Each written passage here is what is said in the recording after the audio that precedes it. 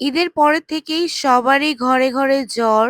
প্রত্যেকটা মানুষ ছোট থেকে বড় সবারই শরীর খারাপ। আল্লাহর কাছে লাখ, লাখ শুকরিয়া আলহামদুলিল্লাহ আমি এখন পর্যন্ত সুস্থ আছি। হ্যালো এভরিওয়ান, আসসালামু আলাইকুম। কেমন আছেন আপনারা সবাই? ঈদের ২-১ দিন পরে যেহেতু আমার হাসব্যান্ডের অনেক বেশি জ্বর চলে আসলো, তাই তার ফোন পেয়ে আমিও চলে এসেছিলাম আমার বাসায়। আমি আমার গত ভিডিওতে শেয়ার করেছিলাম আর আসার সময় সাথে আমার মাকেও নিয়ে এসেছিলাম আমি এবার। আজকের ভিডিওটি ২-৩ দিনের ভিডিও অল্প, অল্প করে ক্যাপচার করা সব একসাথে নিয়ে আমি এডিট করেছি। যেহেতু বাসায় এসে অনেক কাজ, সব কাজ গুছিয়ে এরপর ওই বাসায় গেলাম, আমার শ্বশুর বাসায়। ওই বাসায় যাওয়ার সময় আমরা আবার কিছু ফুচকা নিয়ে গিয়েছিলাম, চটপটি ফুচকা। কারণ জ্বরের মুখে সবারই খুব বেশি ভালো লাগবে এটা খেতে। আপুর বাসায় যেয়ে পেয়ে গেলাম কাঁঠাল, এরপর একটু কাঁঠাল খেলাম। গাছের কাঁঠাল বলে কথা, নিজস্ব কোনো ফরমালিন ছিল না। এরপর রাতে বাসায় আসার পর এই তো আমার হাসব্যান্ডের জ্বর, সারা জাগনা।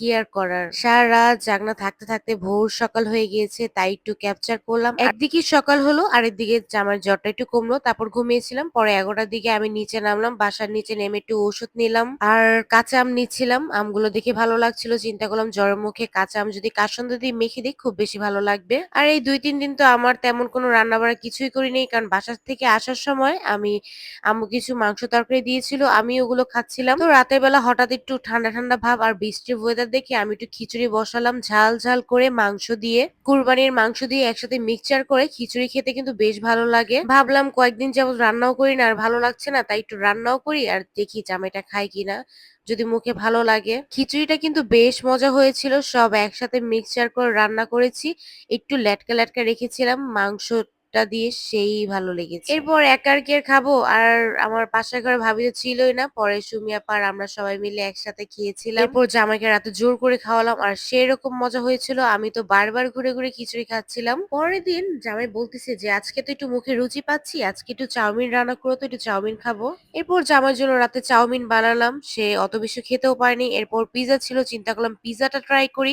এরপর পিজাটা দুইজনে মিলে খেলাম, যে ভালোই লাগলো খেতে। আর সবচেয়ে বড় মোস্ট ইম্পর্টেন্ট কথা হচ্ছে, দুনিয়াতে মেয়েদের জন্য মেয়ে বাবা আর একমাত্র স্বামী, এই দুইটা মানুষ ছাড়া মেয়ে মানুষ অচল। যত কিছুই হোক, দিন শেষে বাবা যেমন একটা মেয়ের কি চাচ্ছে সেটা পূরণ করে, ঠিক স্বামীটাও একই রকম। আলহামদুলিল্লাহ এর পরের দিন আমার জামাই শরীরটা অনেক বেশি ভালো লাগতেছিল, এই কারণে আমি আজকে রান্নাও করেছিলাম, তার জন্য একটু ভর্তা বাড়তির আয়োজন করেছি। প্রথমেই বেগুন ভর্তা করলাম, এরপর সাথে ছিল পটলের ছিলকার ভর্তা, আর সাথে একটু বটবটি, কেউ বলে লুবনা, এটা রান্না করেছিলাম চিংড়ি মাছ দিয়ে। এই তরকারিটা তো আমার কাছে বেশ মজা লাগে খেতে, আমরা দুইজনই পছন্দ করে থাকি। তরকারি কালারটা কিন্তু বেশ সুন্দর এসেছে, আর অনেকদিন পর রান্না করে ফিলিংসটাও অন্যরকম, ভালো লাগছিল রান্না করতে। এই তো সে খেলো ভাত তরকারি আর আমি খেলাম খিচুড়ি।